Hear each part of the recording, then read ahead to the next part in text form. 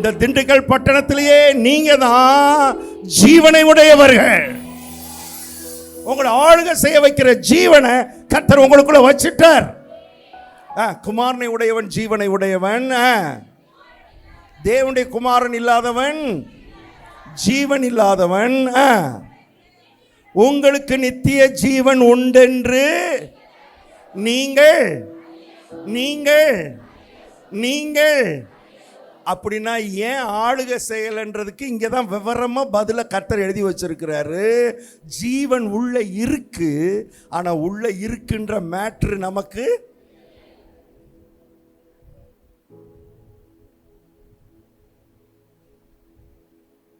அதனால தான் கர்த்தர் சொன்னார், என் ஜனங்கள் அறிவில்லாமையினால். விபச்சாரம் பண்றதுனால அப்படி சொல்லல, இவங்க வேசித்தனம் பண்ணாங்கன்னு சொல்லல. நல்லவர்கள் நல்லவர்கள் சன்மார்க்கர்கள் உத்தமர்கள் ஒழுங்கா சர்ச்சுக்கு போகிறவர்கள் ஜெபிக்கிறவர்கள். ஆனால் அறிய வேண்டியதை என்ன செய்யல, அறியல. அறிய வேண்டியது அறியலைன்னா அதனுடைய பலாபலனதை அனுபவிச்சு தான் ஆகணும். அதனால தான் இயேசு சொன்னார், இந்த உலகத்துக்கு வந்த உடனே சத்தியத்தை அறிவீர்கள் அறிவீர்கள் அறிவீர்கள். இப்போ அறிய வேண்டிய பொறுப்பு நம்ம பொறுப்பு. அறியறதுக்கு நேரத்தை ஒதுக்கணும், காலத்தை ஒதுக்கணும். காலையில் எந்திரிச்சு ராத்திரி படுக்கிற வரைக்கும் காப்பி போட்டோமா பிரதர், காப்பியை போட்டு முடிச்சோடனே பாத்திரத்தை விளக்கணுமா பிரதர், விளக்கி முடிச்சோடனே இட்லியை ஊற்றணுமா பிரதர், இட்லியை ஊற்றினோடனே சட்னியை ஊற்றணுமா பிரதர். காலையிலேருந்து நைட்டு 11 மணி இதுலேயே நம்ம வாழ்க்கை ஓடக்கூடாது. நாங்கள் தான் சர்ச்சுக்கு போகிறோம்ல பிரதர், சர்ச்சுக்கு போகணும் கண்டிப்பாக, ஆனால் அது போதாது. கர்த்தரோடு விசேஷமாக வார்த்தையோடு நேரத்தை செலவழிக்க பழகு. அறியலைன்னா அதனுடைய பலாபலனை எவ்வளவு நல்லவர்களாக இருந்தாலும் அனுபவிச்சு தான் ஆகணும். நான் இதை சொல்லும் பொழுதெல்லாம் எனக்கு ஒரு சம்பவம் ஞாபகம் வரும். சில வருஷங்களுக்கு முன்னால் மதுரையில் பைக்கில் போய்கிட்டு இருந்தேன். பைக்கில் போய்கிட்டு இருக்கும்போது ஒரு பிரிட்ஜில் ஏறுறேன், ஒரு பாலத்தில் ஏறுற நேரம் என்னைய மொபைல் ஃபோனில் யாரோ கூப்பிட்டாங்க.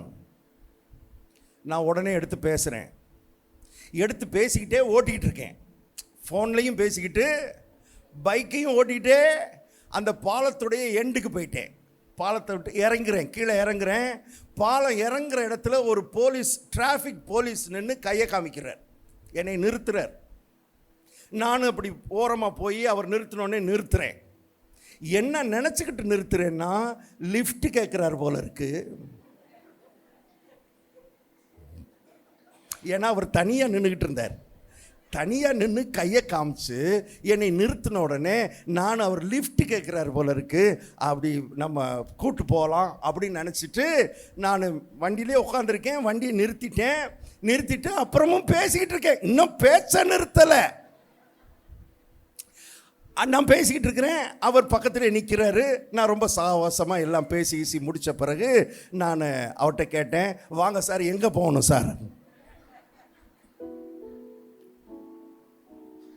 அவர் சொன்னார், சார் நான் எங்கேயும் போக வேணாம்,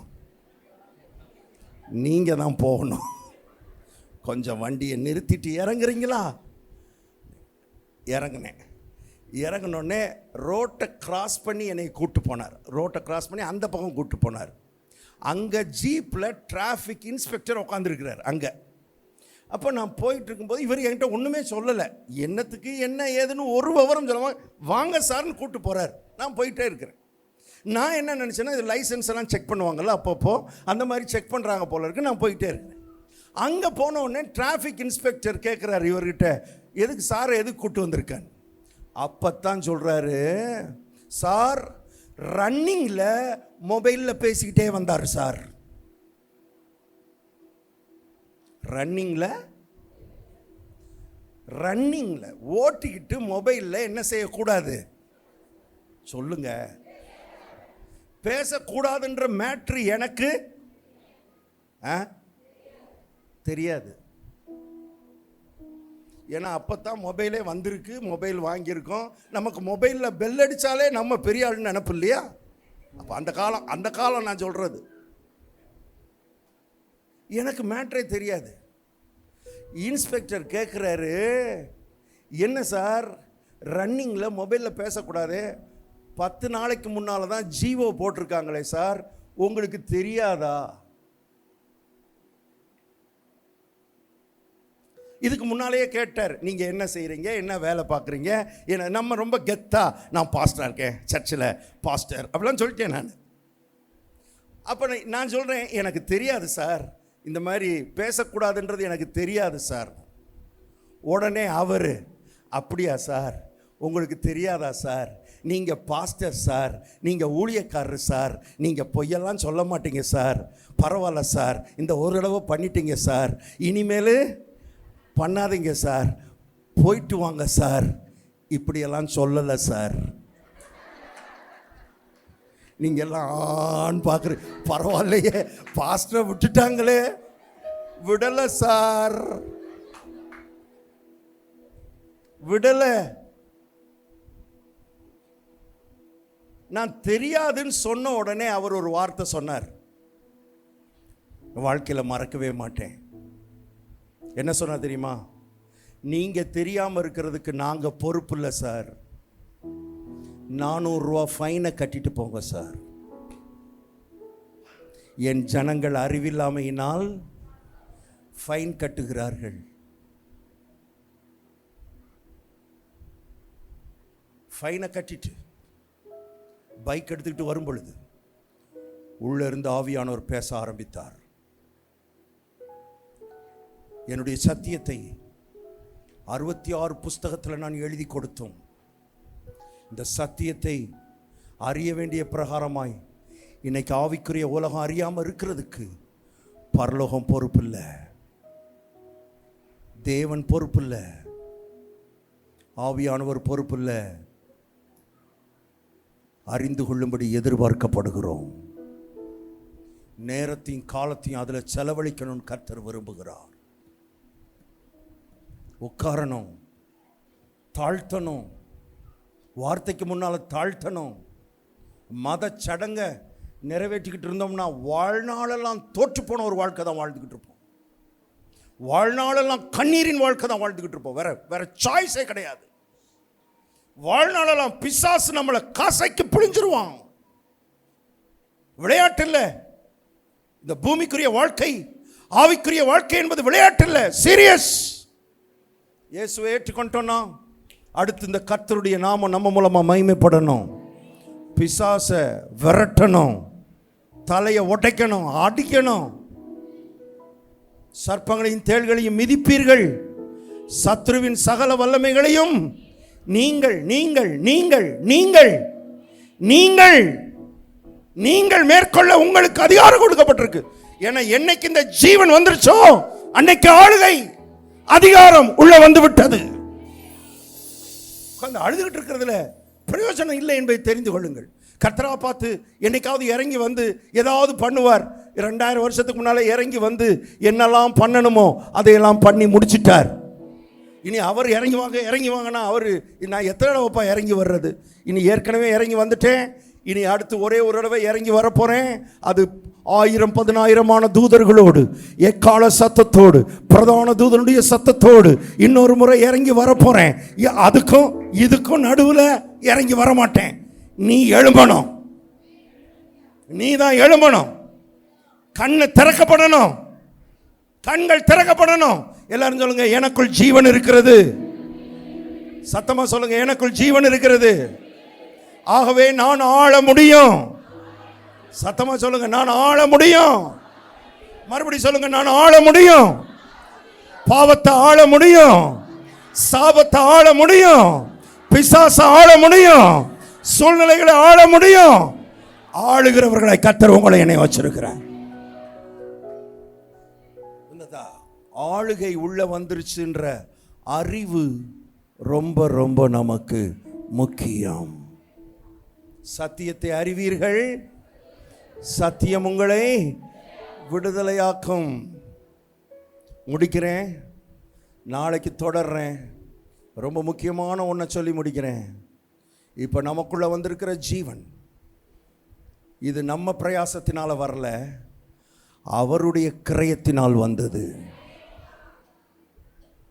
நம்முடைய கெட்டிக்காரத்தனத்தினால் நமக்குள்ளே வரல, அவருடைய தியாகத்தினால் வந்தது. எப்பொழுதும் கிறிஸ்துவை வாழ்க்கையில் உயர்த்துகிறவர்களாய் மாற வேண்டும். விசேஷமாய் கல்வாரி சிலுவையை உயர்த்துகிறவர்களாய் மாற வேண்டும். இப்போ ஒரு பாயிண்ட், நமக்குள்ள ஜீவன் வந்துருச்சு.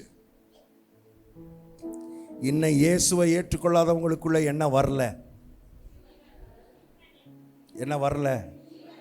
அப்ப என்ன இருக்கு? சுவாசம் இருக்கு, மரணம். மரணம்.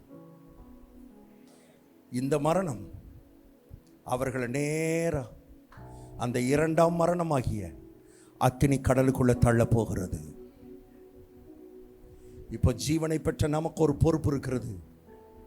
முதல்ல எனக்குள்ள ஜீவன் இருக்கின்ற அறிவு எனக்கு வருகிறது போல, எனக்குள்ள வந்த ஜீவன் என் பக்கத்து வீட்டுக்கு வரணுமே, எதிர்த்த வீட்டுக்கு வரணுமே, என் கூட பிறந்தவங்களுக்கு வரணுமே, என்னுடைய கணவனுக்கு வரணுமே, என் பிள்ளைகளுக்கு வரணுமே, என்னோட வேலை செய்கிறவங்களுக்கு வரணுமே, என்னோட படிக்கிறவங்களுக்கு வரணுமே.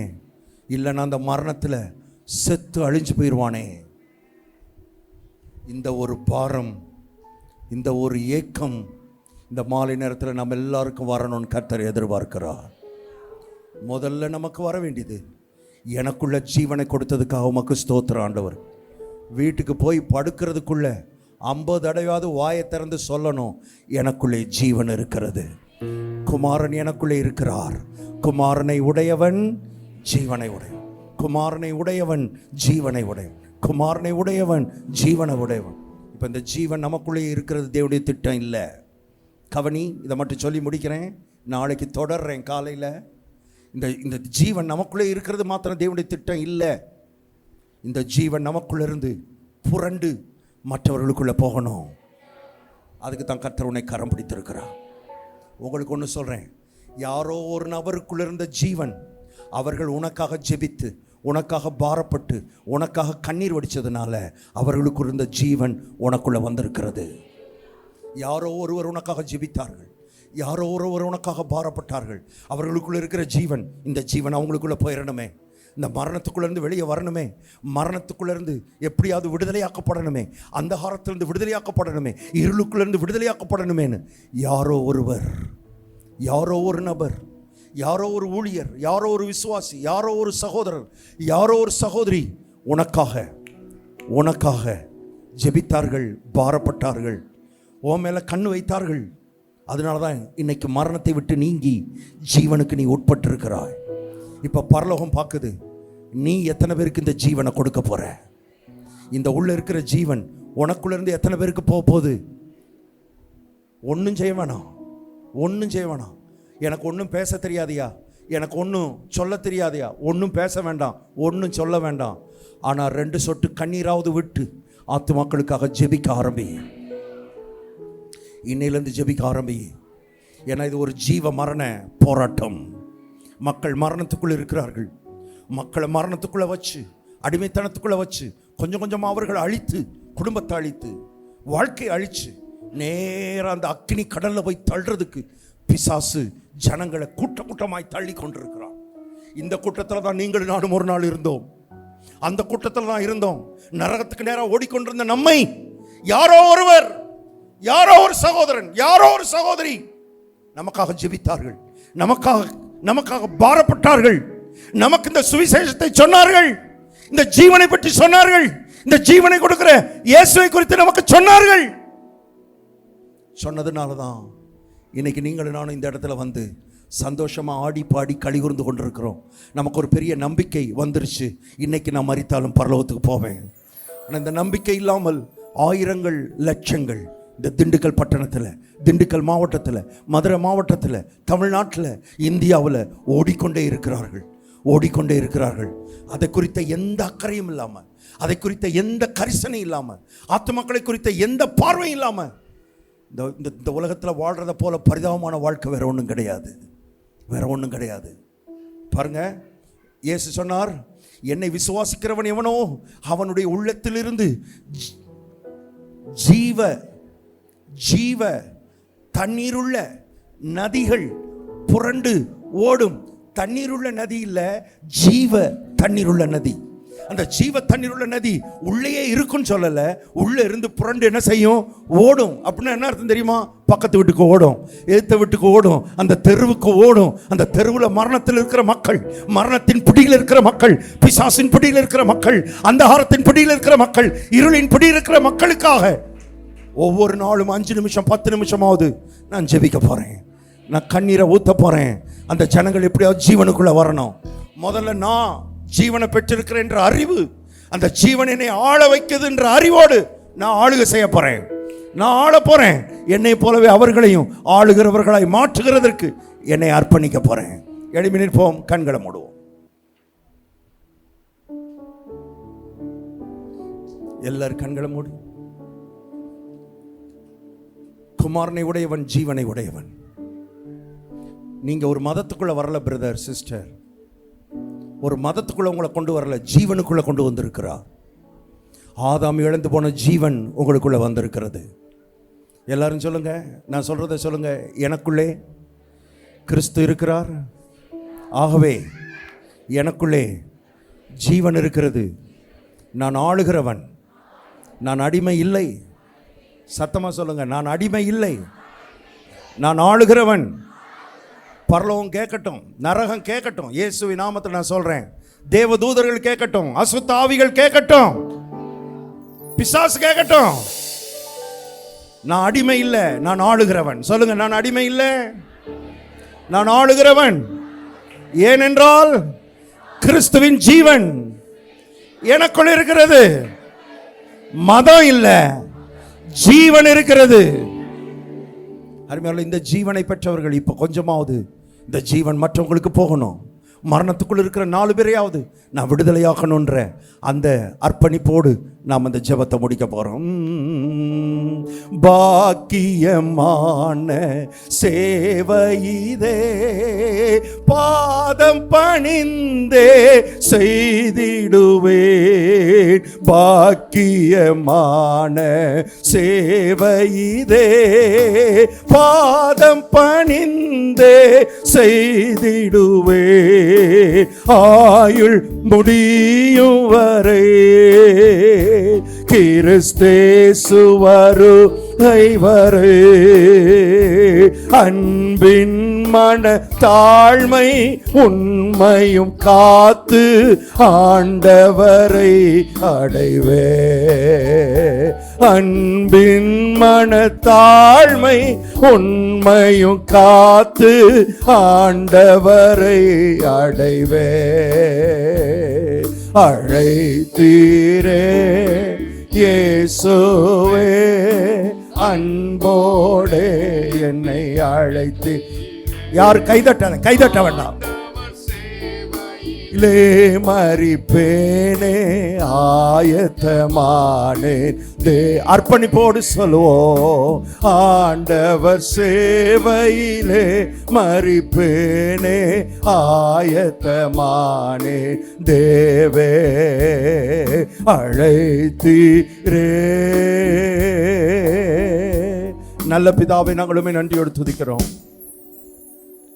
எங்களுக்காக யாரோ ஒருவர் பாரப்பட்டார்கள், கண்ணீர் வடித்தார்கள், ஜெபித்தார்கள். இந்த கிறிஸ்துவின் ஜீவனை குறித்த சுவிசேஷத்தை எங்களுக்கு சொன்னார்கள். அதனாலதான் எங்களுக்குள்ள ஜீவன் வந்திருக்குது. ஆண்டவரே, உம்முடைய பிள்ளைகள் ஆளுகிறவர்கள், ஆளக்கூடிய ஜீவனை உள்ள கொடுத்திருக்கிறீர் என்கிற ஆழமான ஒரு அறிவு, ஒரு ரெவலேஷன் நாலேஜ், ஒரு வெளிப்படுத்தல் அறிவு உம்முடைய பிள்ளைகளுடைய ஆவிக்குள்ள விழுவதாக. இனி நான் அடிமையா இருக்க மாட்டேன், இனி நான் தோற்று போனவனா இருக்க மாட்டேன், இனி பாவத்தில் விழுந்து விழுந்து எந்திரிக்கிறவனா இருக்க மாட்டேன்.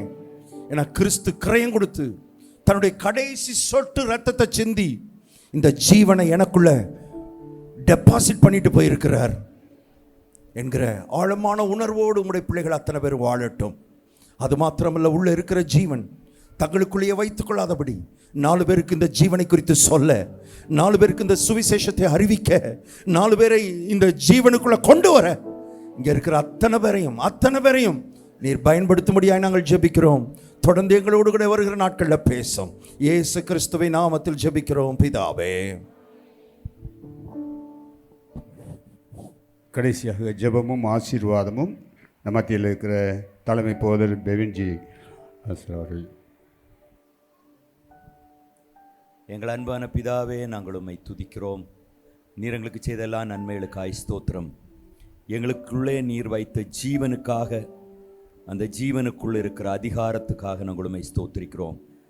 ஆளுகை செய்யும்படி அழைக்கப்பட்ட நாங்கள் ஆண்டவரே கோழைகளாக வாழுவதற்கு அழைக்கப்படவில்லை. கர்த்தாவே, நாங்கள் ஆளுகை செய்வதற்கு, பாவத்தை ஆளுகை செய்ய, உலகத்தை ஆளுகை செய்ய, சத்துருவை ஆளுகை செய்ய, பிசாசனுடைய கோட்டைகளை ஆளுகை செய்ய, உரகா சந்தரி கபா சந்தரியா ஜீசஸ் ஹல்லேலூயா. உம்முடைய பிள்ளைகள் மேல் அந்த ஆளுகையை நீர் வைத்திருப்பதற்காய் ஸ்தோத்திரம். அந்த ஜீவனை நீர் வைத்திருப்பதற்காய் ஸ்தோத்திரம். அந்த ஜீவன் வெளிப்படட்டும் ஆண்டவரே. அந்த ஜீவன் இந்த தேசத்திலே பிரகாசிக்கட்டும் ஆண்டவரே. அந்த ஜீவன் மனிதனுக்கு ஒளியாயிருப்பதற்காய் ஸ்தோத்திரம். உலகத்துக்கு ஒளியாயிருக்கிறீர்கள் என்று, வெளிச்சமாயிருக்கிறீர்கள் என்று எங்களை அழைத்தீரே. அந்த வெளிச்சத்தை பிரகாசிக்க பண்ணுவீராக. கர்த்தாவே, எங்கள் மூலமாய் அநேக ஜனங்களை ஆண்டவரே ஆச்சரியமான ஒளியிடத்திலே கொண்டு வருவதற்கு ஆண்டவருடைய புண்ணியங்களை அறிவிக்கிற ராஜரிக கூட்டமாய் உம்முடைய பிள்ளைகளாய் எங்களை அழைத்ததற்காய் ஸ்தோத்திரம். அதை செய்து நிறைவேற்ற நீர் எங்களுக்கு கிருபை தாரும். ஹல்லேலூயா. ஆண்டவரே, வசனத்தை பேசின மகனை ஆசீர்வதி, எடுத்து பயன்படுத்தும்படியாக ஜெபிக்கிறோம். எல்லாரையும் ஆசீர்வதி, கிருபைக்குள் மறைத்துக் கொள்ளும். இயேசுவின் நாமத்தில் ஜெபிக்கிறோம் நல்ல பிதாவே, ஆமென். என் ஆத்துமாவே கர்த்தரை ஸ்தோத்திரி, என் முழு உள்ளமே அவருடைய பரிசுத்த நாமத்தை ஸ்தோத்திரி. என் ஆத்துமாவே கர்த்தரை ஸ்தோத்திரி, அவர் செய்த சகல உபகாரங்களையும் மறவாதே. ஆமென். நம்முடைய கர்த்தராகிய இயேசு கிறிஸ்துவின் கிருபையும் பிதாவாகிய தேவனுடைய அன்பும் பரிசுத்த ஆவியினுடைய ஐக்கியமும் நம் அனைவரோடும் இன்றும் என்று சதா காலமும் தங்கி இருப்பதாக.